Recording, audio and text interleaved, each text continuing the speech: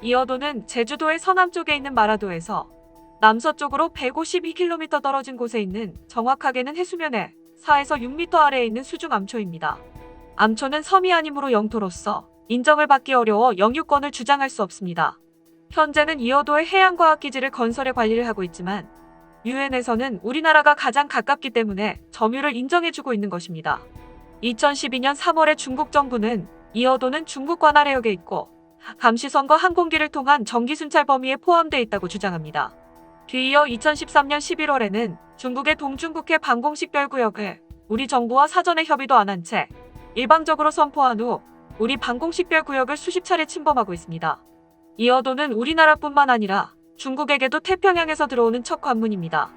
자국 방어를 위해 중요한 관문인 것이죠. 이어도 항로를 통해 이동하는 우리나라 전략물자는 원유의 경우 99.8%, 곡물 및 원자재의 경우 100%에 달하고 있습니다. 경제성도 무시하지 못합니다. 제주 남방해역은 대륙붕대, 천연가스 등 230여 종의 지하자원이 매장돼 있습니다. 또 동중국해에는 원유가 최대 1천억 배럴 정도 매장된 것으로 추산되고 있고 사관구 지역 중 이어도 근처에 천연가스 및 원유 72억 톤이 매장돼 있는 것으로 추정하고 있습니다. 우리나라 최남단이 마라도가 아니라 이어도가 될 경우 해양 영토는 지금의 몇 배는 늘어날 것입니다.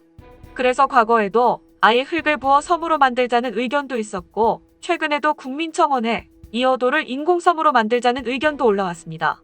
중국은 남중국해가 자신의 앞마당으로 들어오는 길목이라고 하고 이어도는 중국의 앞마당이라고 합니다. 그럼 현재 남중국해에서는 어떤 일이 일어나고 있을까요? 중국이 공해 한가운데 섬을 만들어 자기네 영토라고 깃발을 꽂고 그 일대 바다를 통째로 삼키려고 하고 있습니다. 베트남과 말레이시아, 필리핀으로 둘러싸인 남중국해 난사군도에서 일어나고 있는 일입니다. 중국은 산호초로 된 섬에 인공적으로 산호초를 더 키워 면적을 늘리고 흙과 콘크리트를 들이부어 인공섬을 만들더니 군함 정박 기지와 미사일 경납고 레이더 등 군사시설을 설치했습니다. 이후 병원, 운동시설 등을 건설하고 이주민을 정착시켰습니다. 오성홍기를 꽂아놓고 중국인들이 신성시하는 태산에서 캐낸 돌로 비석을 세워놓고 관광객들도 유치하고 있습니다. 남중국해에 점유된 섬 외에 미점유된 섬이나 암초에는 거주하지 않겠다는 조약도 깨고 남의 구역에 버젓이 들어가 얼렁뚱땅 중국령을 만들었습니다. 국제적으로 비난을 받고 미국의 강력한 항의도 무시하고 꿋꿋하게 버티고 있습니다. 눈앞에서 자신들의 바다를 빼앗기게 생긴 필리핀과 말레이시아, 베트남 등 주변국들은 연일 중국을 향해 침략 행위라며 시위를 벌이고 있습니다. 그러나 중국은 자신들의 영해인 양 다른 나라에 대해 당당하게 무력까지 행사했습니다. 지난 4월 초 중국 해경 선박이 파라셀 제도에서 베트남 어선을 침몰시키고 어부들을 억류했습니다. 그리고 말레이시아가 보르네오 섬 인근 해역에서 추진하던 원유 탐사 사업도 중국의 해군과 해경의 지원을 받는 선박에 의해 제지를 당했습니다. 이에 마이크 폼페이오 미국 국무장관은 13일 중국의 남중국해 영유권 주장은 불법이다라고 처음 공개적으로 선언했습니다. 이틀 뒤에는 중국의 영토와 영해를 침범당한 국가에 대한 지원에 나설 것 등의 발언을 잇따라 내놓았습니다. 최근에는 중국이 해군 훈련을 실시한다면서 파라셀 제도 인근 해역의 일부를 봉쇄하기도 했습니다. 만일 남중국해가 중국으로 넘어간다면 이런 해상 봉쇄를 밥 먹듯 할 것입니다. 예를 들어 우리의 무역선이 이 해역을 관통하지 못하고 우회할 경우 우리나라로 들어오는데 2주 이상이 더 소요되어야 합니다. 지난 7월 미국은 남중국해 일대 해상에서 67차례나 정찰 비행에 나섰으며 중국령의 40해리까지 근접 비행을 수차례 실시했습니다. 이에 맞서 중국군도 미사일 약 3,000기를 발사하는 대대적인 해상 타격 훈련과 야간 장거리 공습 훈련을 포함한 고강도 폭격 연습에 나서는 등 군사적 긴장이 한층 높아진 상태입니다. 중국 남중국해연구원 우수춘 원장은 최근 중국 현지 매체인 관찰자만과의 인터뷰를 통해 다음의 5가지 이유에서 남중국해를 둘러싼 미중 무력 충돌 가능성이 고조되고 있다고 진단했는데요. 첫째, 양국 관계가 영역 분쟁에서 전방위 분쟁으로 변화하고 있어서입니다. 무역 충돌에서 시작한 양국 갈등은 현재 산업, 금융 등 여러 분야로 확대되면서 지난 30년간 맺어온 양국 관계는 최악의 위기를 맞고 있습니다. 이에 최악의 경우 양국 갈등이 군사 영역으로까지 확대될 가능성을 배제할 수 없다는 설명입니다. 둘째, 남중국해는 양국의 일선 군대와 군사 장비가 충돌할 가능성이 매우 큰 지역이라는 점입니다.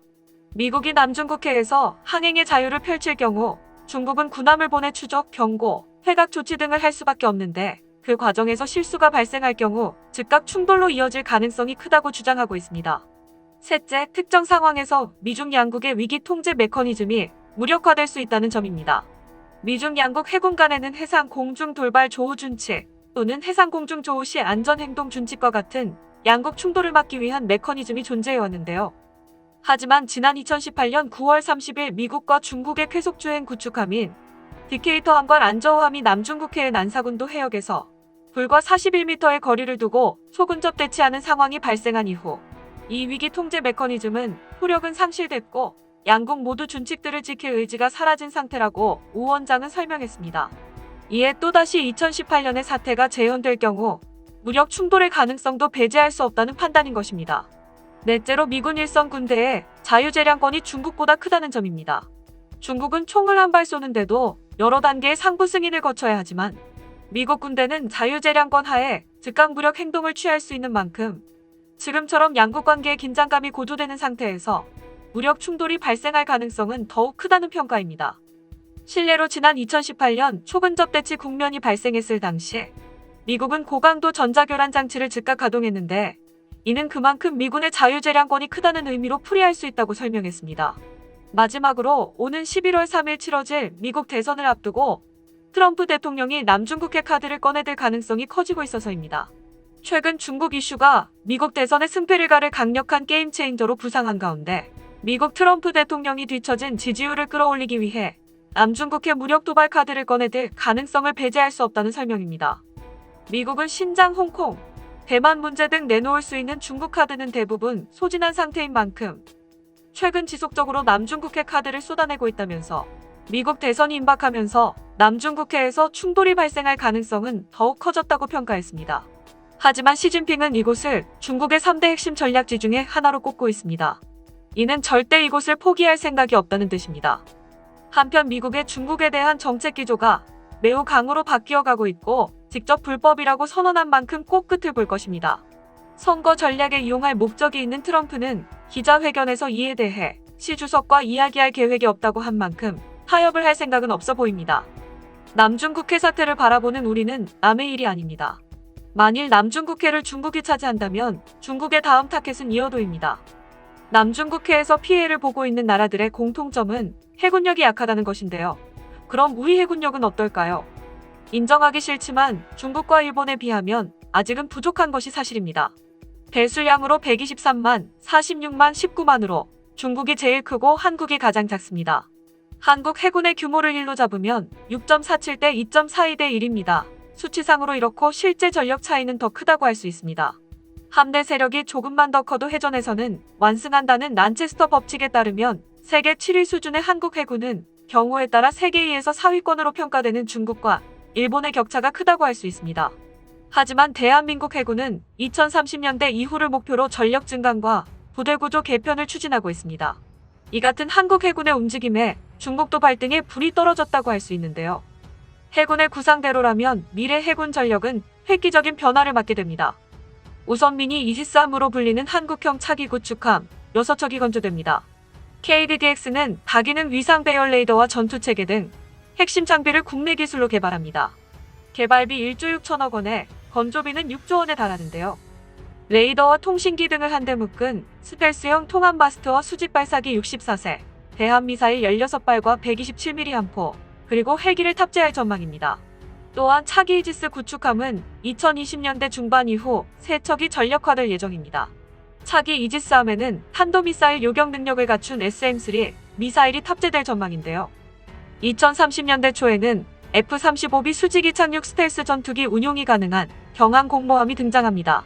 차기 잠수함은 2018년 한번함인 도산안창호함이 진수됐으며 2척이 추가로 2020년대 중반까지 건조됩니다.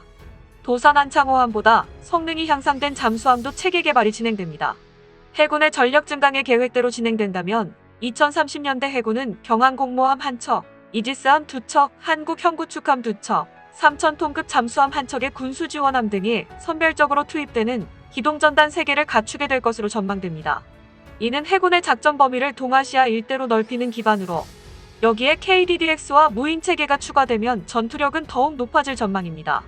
이 같은 전력 앞에 중국도 남중국해에서처럼 쉽게 이어도 도발을 하지는 못할 것입니다.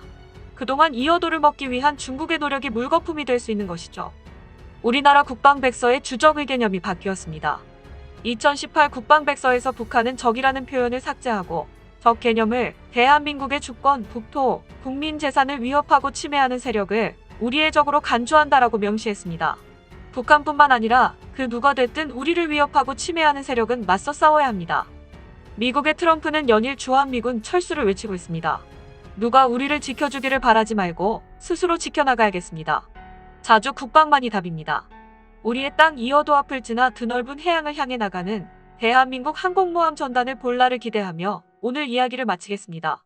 끝까지 시청해주셔서 감사합니다. 도움이 되셨다면 좋아요를, 다른 이야기도 궁금하시면 구독을 눌러주세요.